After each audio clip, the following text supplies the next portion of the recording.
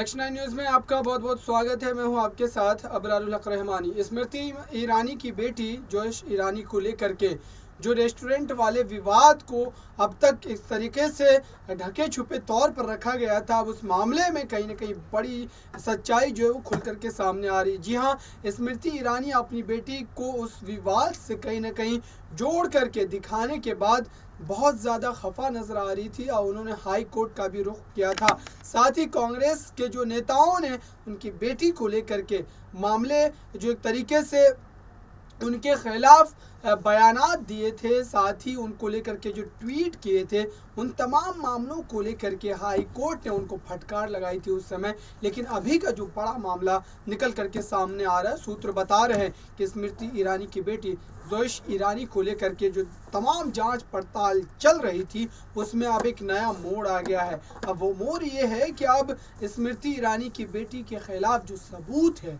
वो एक तरीके से मिलने शुरू हो गए हैं और कहीं ना कहीं स्मृति ईरानी को अपने इस बयान को वापस लेना पड़ेगा। और कांग्रेस पार्टी के उन तमाम लीडरों ने जो दावे किए थे उन दावों में अब सच्चाई भी नज़र आने लगी है। अब देखते हैं कि स्मृति ईरानी को लेकर के जब ही ये मामला जो है उनकी बेटी से जुड़े होने के बाद उनको घेरना शुरू किया गया था और कहीं ना कहीं उनको एक तरीके से इस्तीफ़ा देने के लिए मजबूर कर दिया गया था, लेकिन उन्होंने इस्तीफ़ानामा नहीं सौंपा था और न ही भारतीय जनता पार्टी ने उनको इस्तीफ़ा देने के लिए कोई दिशा निर्देश जारी किए थे। लेकिन अब देखने वाली बात यह होगी कि स्मृति ईरानी की बेटी पर जिस तरीके के गंभीर आरोप लगे हैं और अब इस आरोप में बड़े सबूत जो हैं अब हाथ लगने शुरू हो गए, तो क्या अब स्मृति ईरानी अपने मंत्री पद से इस्तीफ़ा दे सकती है? लेकिन ऐसा होता नज़र नहीं आ रहा है क्योंकि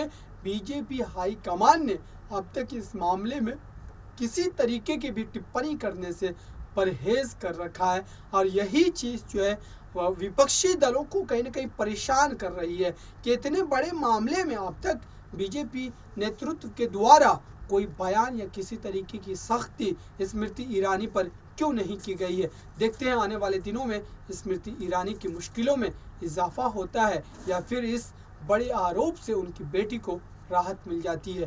फिलहाल इस रिपोर्ट में इतना ही। देखते रहिए ताज़ा तरीन खबरों के लिए नेक्स्ट 9 न्यूज़ को। धन्यवाद।